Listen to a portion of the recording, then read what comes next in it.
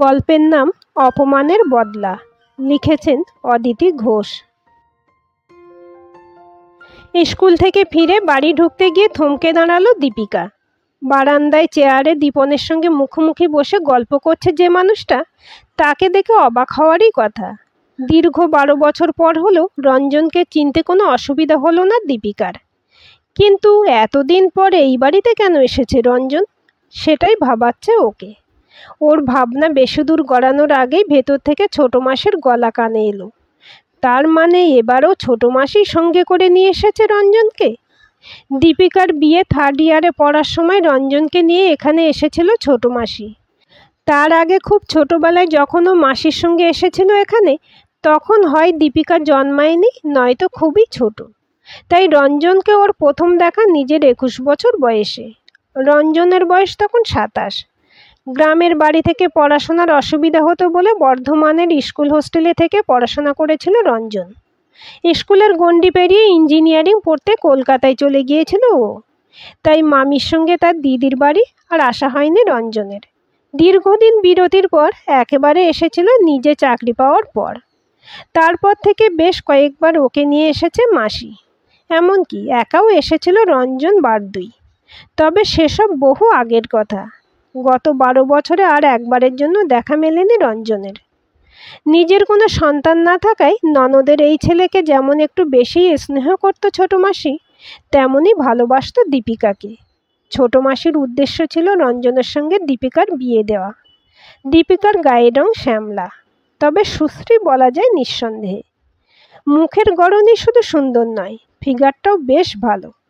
টানা টানা দুটো চোখ আর ঠোঁটের নিখুঁত খিলান সহজেই মানুষের দৃষ্টি আকর্ষণ করে। এর উপর আবার খুব ভালো গান গায় দীপিকা। তবু কালো মেয়ের তালিকায় পড়ার জন্য বিয়ের বাজারে তার দর কিছুটা কম ছিল। তাই ছোট মাসি হয়তো চেয়েছিলেন ননদের ছেলের সঙ্গে মেলামেশা করিয়ে তার এই শ্যামবর্ণ বঞ্ঝির একটা হিল্লে করতে। ছোট মাসির ইচ্ছা শেষ পর্যন্ত পূরণ না হলেও একসময় এই কালো মেয়েরই প্রেমে পড়েছিল রঞ্জন চক্রবর্তী।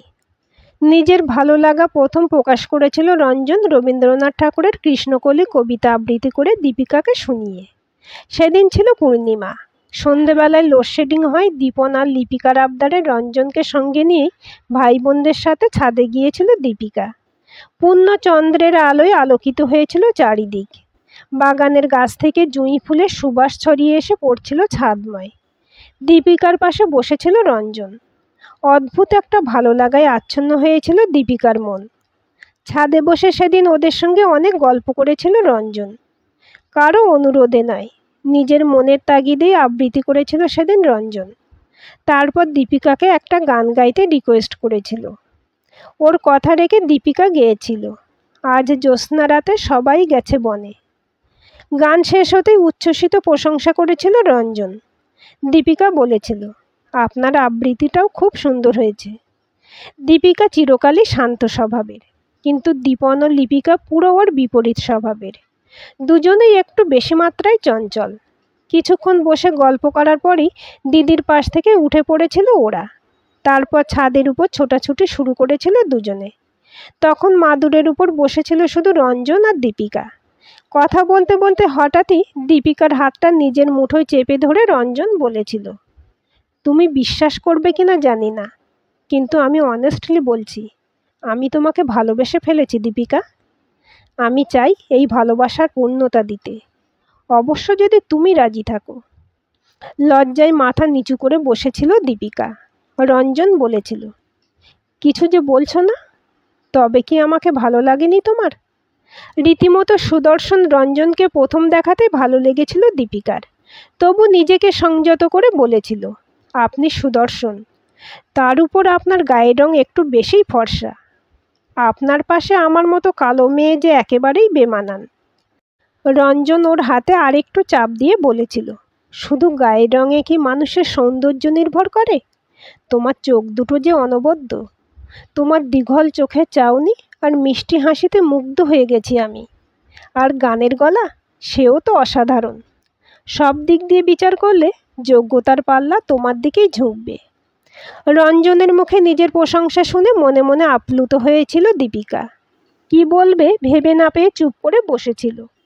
কিছু বলতে যাচ্ছিল রঞ্জন, কিন্তু ততক্ষণে ছুটোছুটি করে ক্লান্ত হয়ে আবার ফিরে এসেছিল দীপন আর লিপিকা।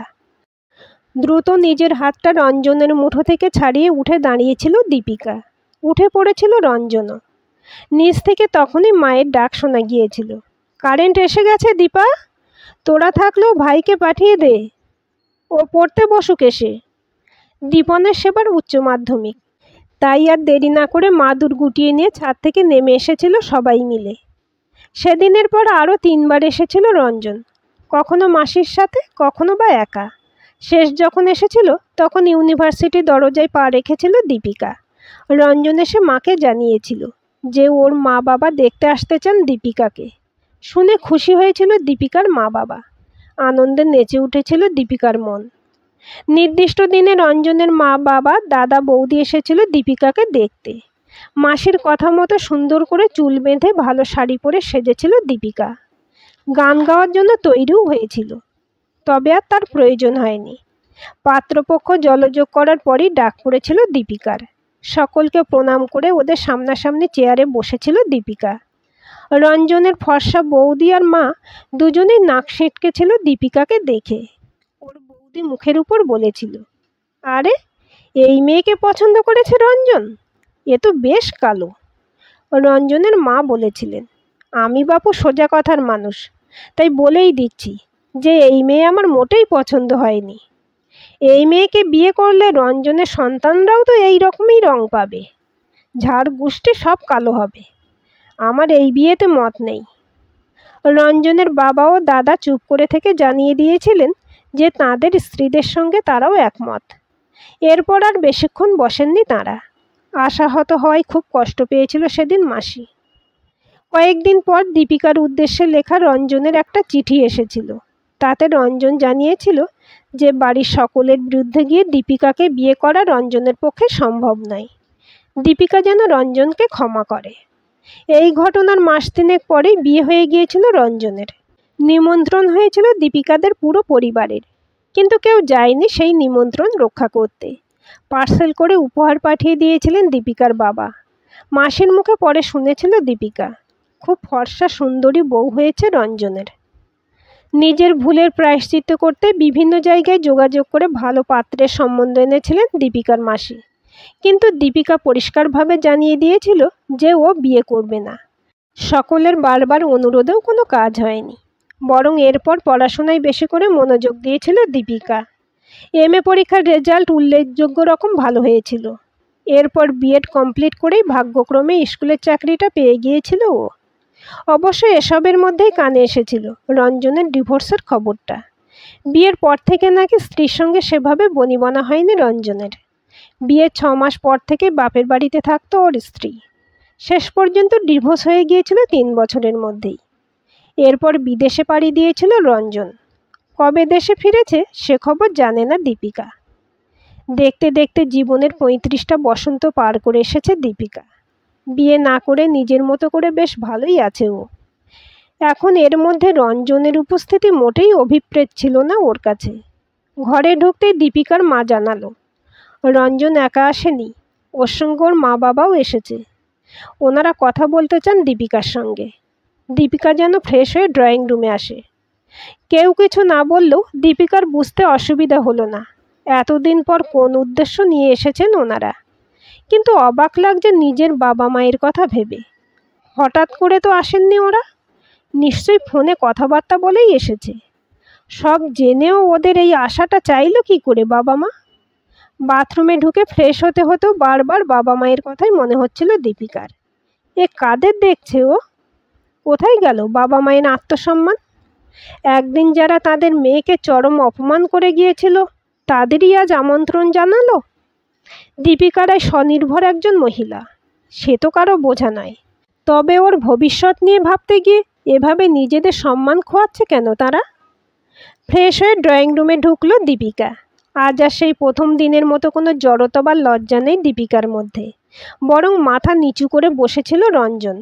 ওদের মুখোমুখি বসে দীপিকা বলল, আপনারা আবার কি মনে করে? ওর কথা বলার ধরনে যেন চুপসে গেল মিসেস চক্রবর্তীর মুখটা। মিস্টার চক্রবর্তী নরম গলায় বললেন, সেদিনের ব্যবহারের জন্য সত্যিই খুব লজ্জিত আমরা। তোমার কাছে আমরা ক্ষমা চাইছি, যদি পারো আমাদের ক্ষমা করো। ব্যঙ্গের হাসি হাসল দীপিকা। মাত্র 12 বছর পর ক্ষমা চাওয়ার কথা মনে পড়ল? ব্যাপারটা বড় অদ্ভুত না? মিসেস চক্রবর্তী বললেন, জানতাম তুমি এই কথাই বলবে, তাই তো রঞ্জন আসতে চায়নি। আমরা সবাই জোর করে ওকে নিয়ে এসেছি। যাই হোক, ক্ষমা না হয় করা গেল, কিন্তু শুধুমাত্র ক্ষমা চাওয়ার উদ্দেশ্যেই কি আজ এখানে এসেছেন আপনারা? মিসেস চক্রবর্তী বললেন, না, একটা আর্জি নিয়ে এসেছি তোমার কাছে। তুমি নিশ্চয়ই শুনেছ যে রঞ্জনের বিয়েটা সুখের হয়নি। স্ত্রীর সঙ্গে ওর ডিভোর্স হয়ে গেছে 9 বছর আগেই। এরপর অনেক বলেও ওকে দ্বিতীয়বার বিয়ে করাতে পারিনি আমরা। আমেরিকা চলে গিয়েছিল ও। 9 বছর পর আমেরিকা থেকে ফিরেছে 1 সপ্তাহ আগে। এরপর আমরা আবার বিয়ে করার জন্য অনুরোধ করছি ওকে। ও বলেছে, আমি যাকে পছন্দ করেছিলাম তাকে তোমরা মেনে নাওনি, তাই আর বিয়ের কথা বলবে না। তোমার মাসির মুখে শুনলাম যে তুমি আজও বিয়ে করনি, তাই তোমাকে অনুরোধ করছি, যদি তুমি পুরনো কথা ভুলে আমার ছেলেটাকে গ্রহণ করো। মিসেস চক্রবর্তীর কথা শেষ হওয়ার আগেই দীপিকা ঝাঁঝালো গলায় বলে উঠল, মেয়েদের কী ভাবেন আপনারা? আপনাদের মতো মানুষদের খেলার পুতুল তারা। যখন ইচ্ছা মাটিতে ছুঁড়ে ফেলে দেবেন, আবার যখন ইচ্ছা মাটি থেকে কুড়িয়ে নেবেন, আর তারাও সব ভুলে আনন্দে নাচবে। এতটাও দুর্বল মানসিকতা হয় না সব মেয়েরা। এতক্ষণ পর প্রথম কথা বলল রঞ্জন। ঠিক কথাই তো বলেছে দীপিকা। আমি জানতাম এরকমই কিছু হবে, তাই আমি আসতে চাইনি। আমাকেও তোমরা তোমাদের খুশি মতো পরিচালনা করতে চেয়েছো চিরদিন। ঠোঁটের কোণে বাঁকা হাসি টেনে দীপিকা বলল, কেন মিস্টার চক্রবর্তী, আপনি তো ছেলে মানুষ নন, সেদিনও ছিলেন না। আপনি তখন স্বনির্ভর ছিলেন, তাই আপনি যদি চাইতেন তাহলে নিজের কথার মূল্য দিতে সবার মতের বিরুদ্ধে গিয়ে বিয়েটা করতে পারতেন। তা করেননি, কারণ আপনারও হঠাৎ করেই এই কালো মেয়ের প্রতি অনুরাগ উবে গিয়েছিল। যাই হোক, পুরনো কাসুন্দে ঘেঁটে এখন আর লাভ নেই। আমি বিয়েটা করব না। যদি করতাম তাহলে অনেক আগেই করতে পারতাম, আর এই বিয়েটা করার তো কোনো প্রশ্নই ওঠে না। এখন আমি উঠলাম। কথা শেষ করেই উঠে দাঁড়ালো দীপিকা। ঠোঁট খুলতে পারলেন না দীপিকার মা বাবা। বাকরুদ্ধ হয়ে রইল ড্রয়িং রুমে বসে থাকা বাকি সকলেই। রঞ্জনেরা চলে গেছে একটুক্ষণ আগে। নিজের ঘরে বসে 12 বছর আগের কথা মনে করতে করতে একটা তৃপ্তির হাসি হাসল দীপিকা। সেদিনের অপমানের বদলা নিতে পেরে আজ ভীষণ খুশি ও। ঈশ্বরকে মনে মনে ধন্যবাদ জানালো এই সৎসাহসটা ওকে দেওয়ার জন্য। আজকের গল্পটি কেমন লাগলো কমেন্ট করে জানাবেন। ভালো লাগলে লাইক শেয়ার করবেন, আর চ্যানেলটি সাবস্ক্রাইব করে বেল আইকনটি ক্লিক করে রাখতে ভুলবেন না।